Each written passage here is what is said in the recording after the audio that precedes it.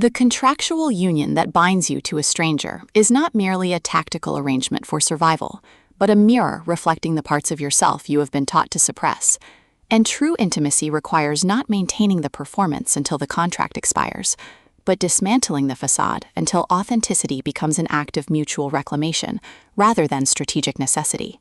In Broken Lies, KiraCole transforms the fake marriage mafia trope into profound exploration of relational sovereignty and trauma integration, proving liberation isn't found in escaping the syndicate, it's forged in choosing real connection when every family obligation demands you remain an asset. From rain-slicked penthouse narration, listeners enter worlds where deception is syntax and presence is the only unbreakable vow. Perfect for fans of emotionally complex, dark romance, where female agency defies patriarchal expectations.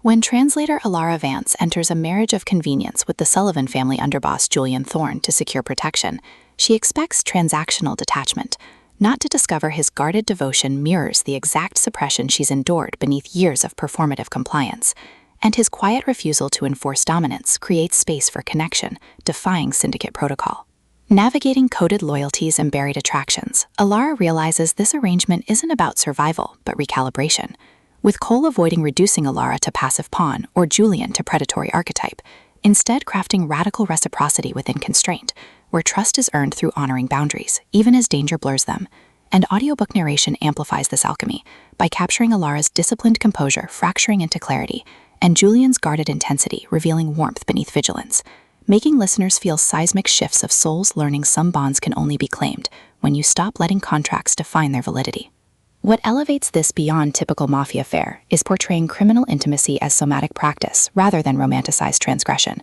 with Alara confronting how syndicate culture equated worth with obedience, while Julian creates sanctuary where her complexity exists without diminishment, their relationship evolving through shared silences during tense negotiations, bypassing performance, rhythms protecting both operational integrity and psychological safety, and mutual defense against rivals mistaking tenderness for weakness, supported by family members encoding suppressed grief, allies carrying intergenerational weight, and the city itself absorbing decades of unspoken bargains, reinforcing that in extraction-based systems, tenderness toward the other is technique, and presence is sustainable resource, with blood oaths smearing emotional attunement, and territorial claims becoming metaphors for earned trust.